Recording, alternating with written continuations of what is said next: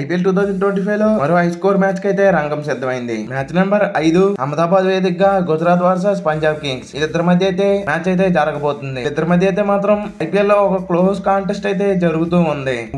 అయితే ఈ మ్యాచెస్ లో వీళ్ళిద్దరి మధ్య అయితే తడబడుతున్నారు. ఈ మ్యాచ్ లో కూడా వీళ్ళిద్దరి మధ్య అయితే మాత్రం ఒక హై వోల్ట్ మ్యాచ్ అయితే జరిగే అవకాశం ఎక్కువగా ఉండొచ్చు. ఇప్పటి వరకు వీళ్ళిద్దరి మధ్య అయితే 5 మ్యాచ్లు అయితే జరిగాయి. అందులో గుజరాత్ చూసుకుంటే 3 మ్యాచ్లు గెలిచింది. పంజాబ్ కింగ్స్ చూసుకుంటే 2 మ్యాచ్లు మాత్రం గెలిచింది. లాస్ట్ ఇయర్ జరిగిన 2 మ్యాచెస్ లో అయితే ఒక మ్యాచ్ గుజరాత్ గెలిస్తే ఒక మ్యాచ్ పంజాబ్ గెలిచింది. వీళ్ళిద్దరి మధ్య అయితే మాత్రం నువ్వా నేనంటే మ్యాచ్లు అయితే తలపడుతూ ఉంటారు. ఈ మ్యాచ్ లో కూడా ఇద్దరు చాలా గట్టిగా ఫైట్ జరిగే అవకాశం ఎక్కువగా ఉండొచ్చు. ఇక ఈ మ్యాచ్ అయితే మాత్రం గుజరాత్ వేదికగా నరేంద్ర మోడీ స్టేడియం లో అయితే జరగబోతుంది. ఇక్కడ పిచ్ రిపోర్ట్ విషయానికి వచ్చామంటే ఇదైతే మాత్రం ఒక బ్యాటింగ్ ప్యారడైస్. ఇక్కడైతే మాత్రం పరుగుల వరద పాడుతూ ఉంటుంది. ఈ పిచ్ మీద అయితే బ్యాట్స్మెన్స్ బాగా ఎంజాయ్ చేస్తూ ఉంటారు బ్యాటింగ్ చేయడానికి.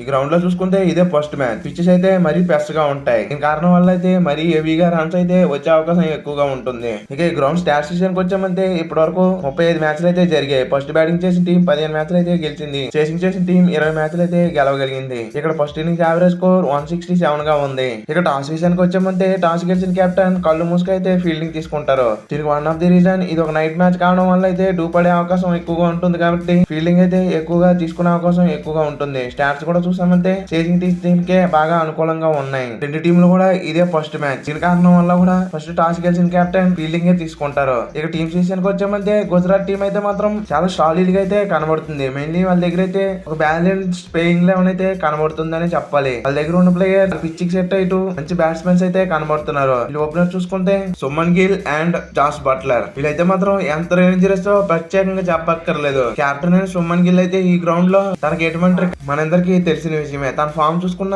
రీసెంట్ టైమ్ లో అయితే చాలా బాగుంది. ఇంకో పక్క జాస్ బట్లర్ చూసుకున్న చాలా డేంజరస్ ప్లేయర్. T20లో ఎటువంటి బ్యాటింగ్ చేస్తారో మనం ఆల్రెడీ చూసున్నాం. వీళ్ళ దగ్గర అయితే మాత్రం చాలా డేంజరస్ ఓపెనింగ్ పేర్ అయితే ఉండబోతుంది. ఇక వన్ డౌన్ లో చూసుకుంటే వాళ్ళ దగ్గర అయితే ఒక క్లాస్ బ్యాట్స్మెన్ అయితే కనబడుతున్నాడు. సాయి సుదర్శన్ అయితే వన్ డౌన్ లో సాలిడ్ గా అయితే ఉండబోతున్నాడు. ఇక మిడిల్ ఆర్డర్ విషయానికి వచ్చామంటే మిడిల్ ఆర్డర్ కూడా చాలా స్ట్రాంగ్ గా కనబడుతుందని చెప్పాలి. షారుఖ్ ఖాన్, రాహుల్ త్రిపాఠియా, గెన్ ఫిలిప్స్, మైపాల్ లామ్రోన్, రషీద్ ఖాన్ లాంటి ప్లేయర్స్ అయితే మిడిల్ ఆర్డర్ లో ఉండబోతున్నారు. మెయిన్లీ టీమ్ కి అయితే ఆడిన ఎక్స్పీరియన్స్ అయితే ఎక్కువగా లేదు. రాహుల్ త్రిపాఠియా అండ్ షారుఖ్ ఖాన్ ప్రీవియస్ గా ఈ టీమ్ కి అయితే ఆడున్నారు. మైపాల్ లామ్రోన్ అండ్ గెన్ ఫిలిప్స్ చూసుకుంటే ఈ టీమ్ లో ఇదే ఫస్ట్ టైం ఆడబోతున్నారు. వీళ్ళ పర్ఫార్మెన్స్ ఎలా చేయాల్సి ఉంటుందో వేచి చూడాల్సి ఉంటుంది. గెన్ ఫిలిప్స్ ఫామ్ చూసుకుంటే మాత్రం భయంకర ఫామ్ లో అయితే కనబడుతున్నాడు. ఛాంపియన్స్ ట్రోఫీలో చూసాం. మెయిన్లీ ఆ లాస్ట్ లో వచ్చి బాగా ఫినిషింగ్ అయితే చేయగలుగుతున్నాడు. ఇక రాహుల్ త్రిపాఠియా కూడా ఆ ఫినిషింగ్ లో ప్రీవియస్ గా చాలా మ్యాచెస్ అయితే ఫినిష్ చేసిన సత్తా అయితే తన దగ్గర ఉంది. ఇక రషీద్ ఖాన్ చూసుకుంటే ఆ డౌన్ ది ఆర్డర్ వచ్చి ఫేవరేటింగ్ అయితే చేస్తూ ఉన్నాడు రీసెంట్ టైమ్ లో అయితే మాత్రం.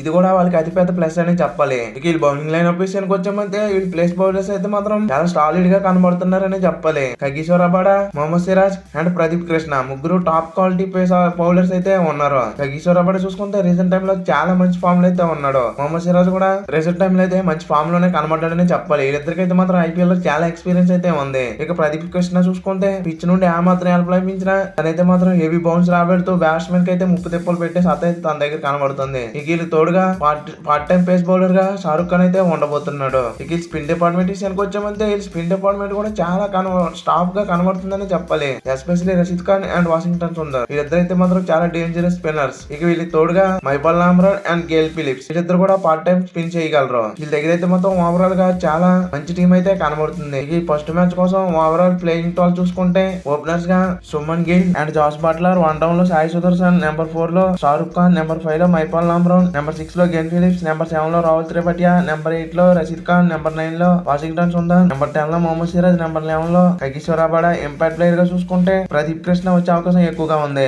ఓవరాల్ గా ఈ ప్లేయింగ్ టాల్ లో చూసుకుంటే నెంబర్ 9 వరకు చాలా డీసెంట్ బ్యాట్స్మెన్ అయితే కనబడుతున్నారు. వాషింగ్టన్ కూడా వచ్చి పెద్ద పెద్ద ఈటింగ్ అయితే చేస్తూ ఉంటారు. ఇక Kagiso Rabada and Mohammed Siraj చూసుకున్నా కూడా కాస్త కూస్త బ్యాటింగ్ చేసే సత్తా అయితే ఉంది. వీళ్ళ దగ్గర అయితే మాత్రం ఓవరాల్ గా నెంబర్ 11 వరకు కూడా బ్యాటింగ్ చేసే సత్తా అయితే కనబడుతుంది. కానీ ఈ ప్లేయింగ్ టాల్ అయితే మాత్రం వాళ్ళ క్యాప్టెన్ కొంచెం వీక్ అనే చెప్పాలి. First year Suman Gill captaincy అంత ఇంప్రెసివ్ అయితే కనబడలేదు. ఈ ప్లేయింగ్ టాల్ తీసుకెళ్లి మంచిగా క్యాప్టెన్సీ చేస్తే ఈ మ్యాచ్ లో విజయం అయితే దక్కే అవకాశం ఎక్కువగా ఉండొచ్చు. ఇక పంజాబ్ టీమ్ విషయానికి వచ్చామంటే గుజరాత్ అంత బ్యాలెన్స్ గా లేనప్పటికీ పంజాబ్ టీం కూడా చాలా బలంగానే కనబడుతుందని చెప్పాలి. ఎస్పెషల్లీ వాళ్ళ ఓపెనర్స్ అయితే మాత్రం చాలా dangerous. Ravishankar Singh and Josh Inglis ఇద్దరైతే మాత్రం ఎంతో డేంజరస్ అని చెప్పాలి. పవర్ ప్లే లో జాస్ ఇంగ్లీష్ అయితే రీసెంట్ టైమ్ లో చాలా మంచి ఫామ్ లో అయితే కనబడుతున్నాడు. రవిశంకర్ సింగ్ కూడా పాకెట్ డైనమైట్ అని చెప్పాలి. ఇక వన్ డౌన్ లో చూసుకున్న సురేష్ అయ్యర్ లాంటి ఇన్ఫార్మ్ బ్యాట్స్మెన్ బ్యాట్స్మెన్ అయితే ఇది కొనడంలో ఆడబోతున్నాడు. సురేష్ అయ్యర్ చూసుకుంటే రీసెంట్ టైమ్ లో ఛాంపియన్స్ ట్రోఫీలో ఎటువంటి ఫామ్ లో ఉన్నాడో మనం అందరం చూసాం. అయితే మెయిన్లీ ఆ షార్ట్ బాల్ వీక్నెస్ అయితే బాగా పుల్అప్స్ అయితే చేయగలిగాడు.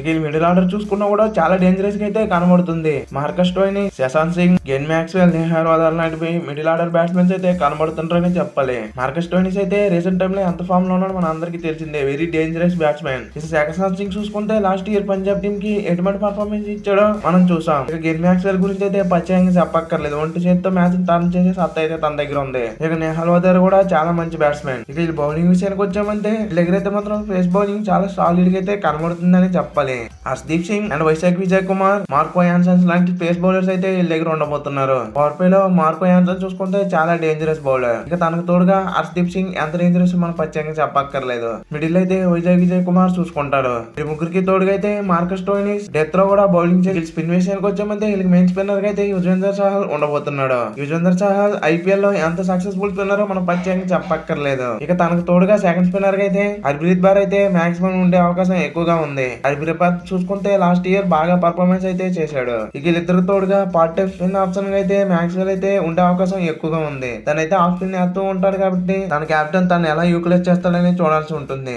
వీళ్ళ దగ్గర చూసుకున్న డీసెంట్ టీం అయితే కనబడుతుందని చెప్పాలి. గుజరాత్ తో కంపేర్ చేస్తే మాత్రం కొంచెం వీక్ గా ఉన్నప్పటికీ చాలా బ్యాలెన్స్డ్ గా అయితే కనబడుతుందని చెప్పాలి. వీళ్ళ దగ్గర అయితే మెయిన్లీ డేంజరస్ కెప్టెన్ అయితే కనబడుతున్నాడు. సురేష్ అయ్యర్ అయితే మాత్రం చాలా dangerous captain, successful and last year చూసుకుంటే ట్రోఫీ కొట్టాడు కోల్కతా టీమ్ కి. అటువంటి కెప్టెన్ అయితే పంజాబ్ టీం దగ్గర అయితే ఉండబోతున్నాడు. అదే గుజరాత్ టీం దగ్గర చూసుకుంటే అంత డేంజరస్ కెప్టెన్ అయితే లేడు. అదే టీం కి వచ్చినప్పటికి ఒక విన్నింగ్ కెప్టెన్ అయితే ఉండబోతున్నాడు. ఓవరాల్ గా అయితే మాత్రం ఈ టీం అయితే చాలా బాగుంది. ఫస్ట్ మ్యాచ్ కోసం ప్లేయింగ్ టాల్ చూసుకుంటే ఓపెనర్స్ గా Prem Simran Singh, Jos Inglis, one down లో సురేష్ అయ్యర్, నెంబర్ 4 లో మార్కస్ స్టోయినిస్, నెంబర్ 5 లో శశాంత్ సింగ్, నెంబర్ 6 లో గెన్ మ్యాక్స్వెల్, నెంబర్ 7 లో నేహల్, నెంబర్ 8 లో మార్కో యాన్సన్, నెంబర్ 9 లో హర్ప్రీత్ బార్ ఆర్ మోషిక్ ఖాన్, నెంబర్ 10 లో వైశాఖ్ విజయ్ కుమార్, నెంబర్ 11 లో హర్షదీప్ సింగ్, ఇంపాక్ట్ ప్లేయర్ గా అయితే యుజ్వేంద్ర చహల్. ఇది ఓవరాల్ గా పంజాబ్ కింగ్స్ ఫస్ట్ మ్యాచ్ కోసం ప్లేయింగ్ టాల్. ఇక ఆన్ ది పేపర్ చూసుకుంటే పంజాబ్ కింగ్స్ కంట గుజరాత్ టైటిల్ టీం అయితే మాత్రం కొంచెం హెవీగా స్ట్రాంగ్ అయితే కనబడుతుందని చెప్పాలి. కానీ మేజర్ డిఫరెంట్ అయితే వాళ్ళ క్యాప్టెన్ అని చెప్పాలి. రెండు టీంలకి వాళ్ళ క్యాప్టెన్ వాళ్ళ టీం ని ఎలా యూటిలైజ్ చేసి ముందుకు తీసుకెళ్తాడో దాన్ని బట్టే విజయం అయితే వరించే అవకాశం ఎక్కువగా ఉండొచ్చు. ఇక ఈ మ్యాచ్ లో మీ ఏ టీం గెలుస్తుంటారు అనుకుంటుంటారో కింద కామెంట్ చేయండి. Thank you for watching. Have a nice day friends.